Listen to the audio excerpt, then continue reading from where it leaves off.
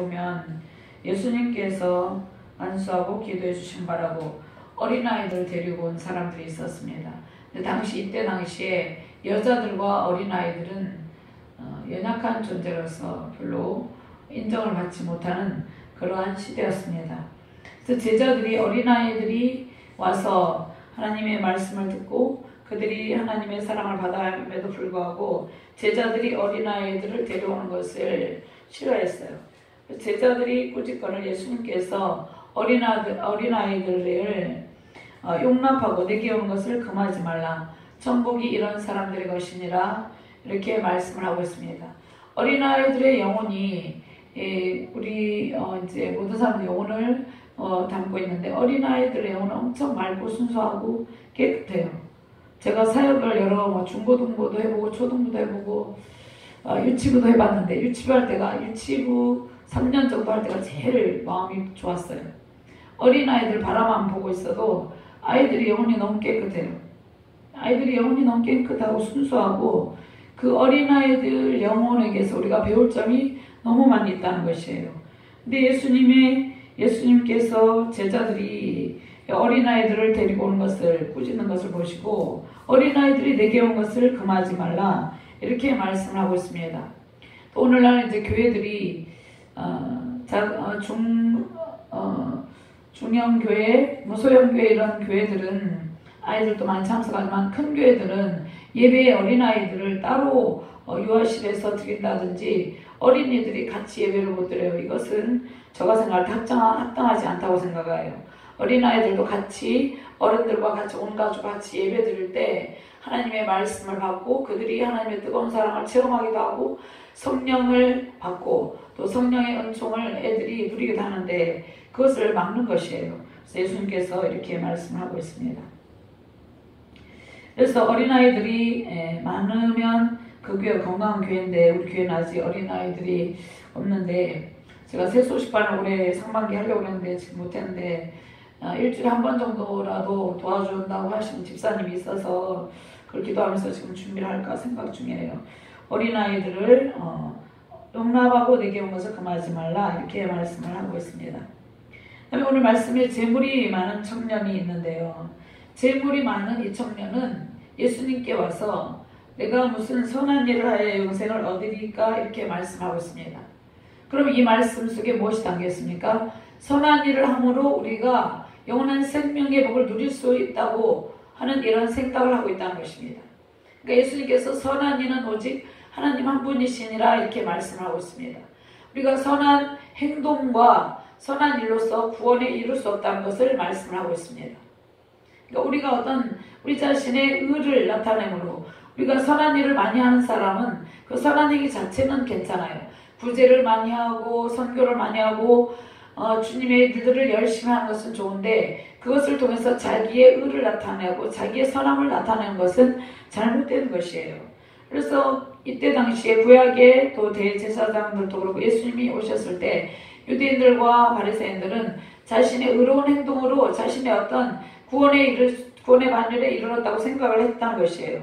그래서 무슨 선한 일을 하여 영생을 얻으리까? 선한 일을 어찌하여 묻느냐? 선한 분은 오직 하나님 한 분밖에 없다 이렇게 말씀을 하고 있습니다. 그래서 예수님께서 이제 생명에 들어가려면 계명들을 지켜라. 10계명 중에 하나님에 대한 사랑, 또 이웃에 대한 사랑 이것을 압축해서 요약하면 그렇죠.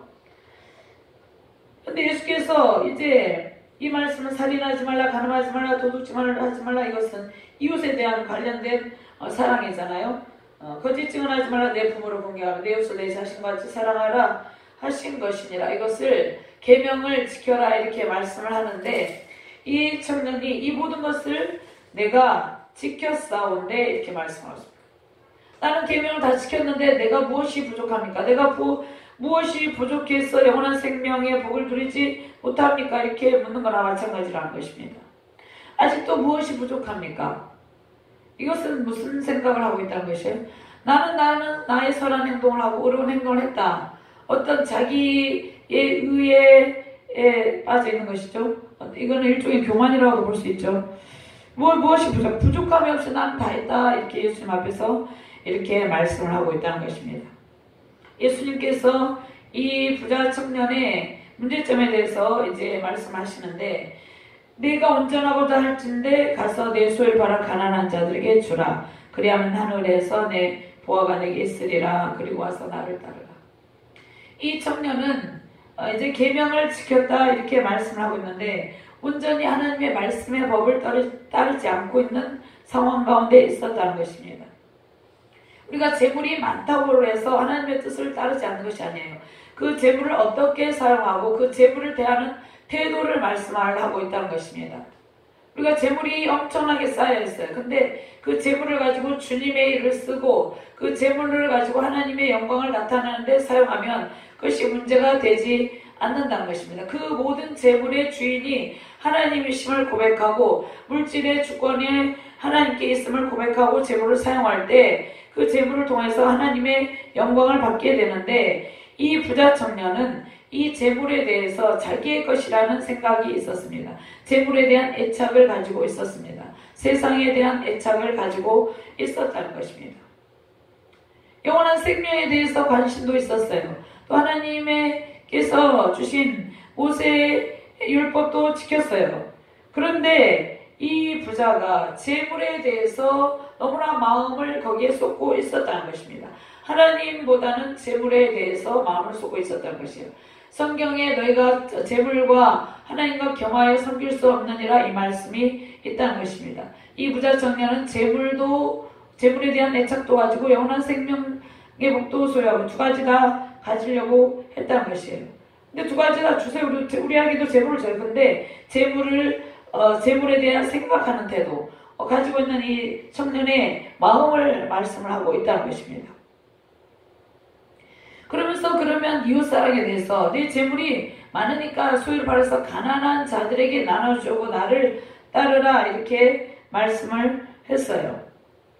하나님께서 우리에게 재물을 많이 주신 것은 그 재물을 통해서 하나님의 일들에 사용하여져서 하나님께서 영광 받기를 원하신다는 것입니다.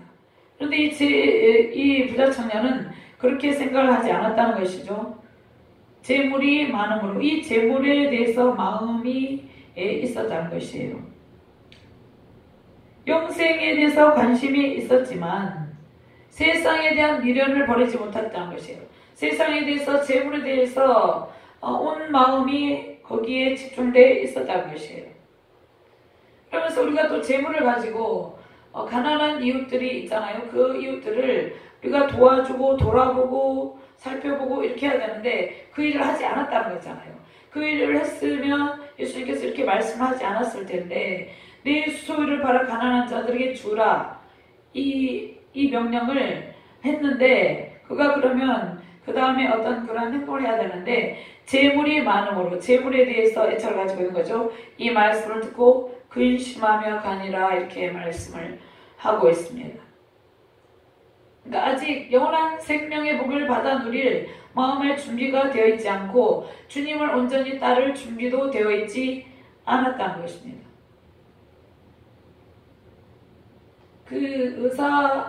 훌륭한 의사 선생님 중에 장기려 박사가 있는데요. 장기려 박사는 많은 의술과 재물을 가지고 가난한 병들고 소외된 자들을 섬겼잖아요. 그렇게 어떤 하나님께서 주신 재능과 재물을 주님의 일에 온전히 주님의 일에 헌신하면서 온전히 하나님께 마음을 쏟으면서 사용을 해야 되는데 그렇지 않았다 이렇게 말씀을 하고 있습니다. 그러니까 재물이 여기서 부자가 천국에 들어가기 어려우니라 이 말씀은, 부유한 것 자체는 하나님의 영광을 가리는 것이 아니에요. 그 재물에 대한 태도, 재물을 어떻게 사용하는 것에 대해서 지금 말씀을 하고 있습니다. 그러니까 하나님보다 재물을 더 사랑하면 그것이 하나님과 원수가 된다 이렇게 말씀을 하고 있어요. 우리도 마찬가지예요. 이 청년은 재물의 물질의 욕심에 눈이 어두워서 재물에 대한 애착을 버리지 못했다는 것입니다.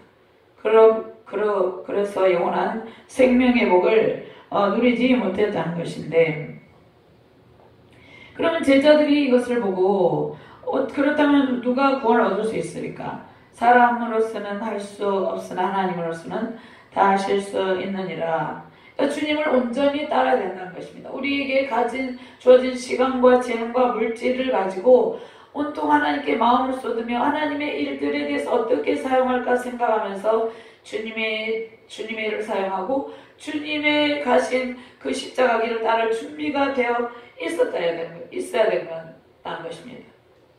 이것은 너희가 예수께서 자기를 부인하고 자기 십자가를 지고 예수님을 따라오고 말했잖아요. 그러한 준비가 되어 있지 않았다는 것입니다. 아직 준비가 되어 있지 않았어요. 그래서 주님께서 지금 기회를 주잖아요. 21절 말씀에 가난한 온전하고 절친데 내 소를 바라 가난한 자들이 주라 그리고 나를 따르라 이렇게 했는데 예수님을 떠났어요. 근심하면서 돌아갔다 이렇게 말씀을 하고 있다는 것입니다. 예수님께서 이 부자 청년이 천국을 영원한 생명을 소유할 수 있는 그러한 방법과 길을 제시했습니다. 그러한 기회를 주었지만 이 청년이 그러한 기회를 잡지 못했다는 것입니다. 본문에 나와 있지 않지만 나중에 어떤 그 길을 따를 수도 있었지만 어쨌든 이 본문에서는 그가 재물이 많음으로 말씀을 듣고 근심하며 갔다 이렇게 말씀하고 있습니다. 오늘날에도 많은 사람들이 주님의 말씀을 증거하고 우리가 복음을 전할 때 예수님께로 온전히 나오는 자들도 있지만 그렇지 않은 사람들이 너무 많이 있다는 것입니다.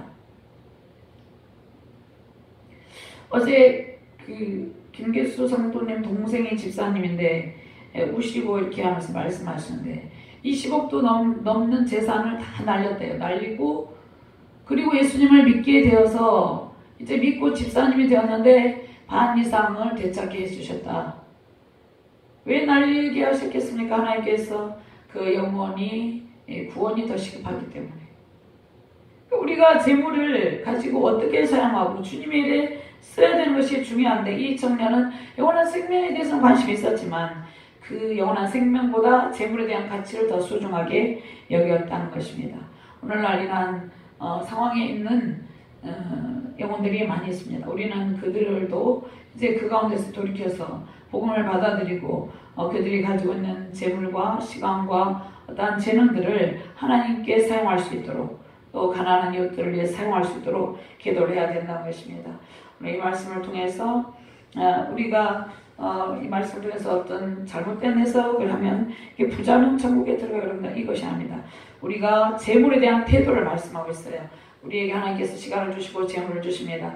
그 재물을 가지고 하나님의 일들을 위해서 사용하고 또 가난한 이웃들을 돕고 이웃사랑과 하나님 사랑을 실천하면서 그 재물을 통해서 하나님께 영광을 돌리며 승리하는 저와 여러분 되시기를 주님의 이름으로 축원합니다. 하늘에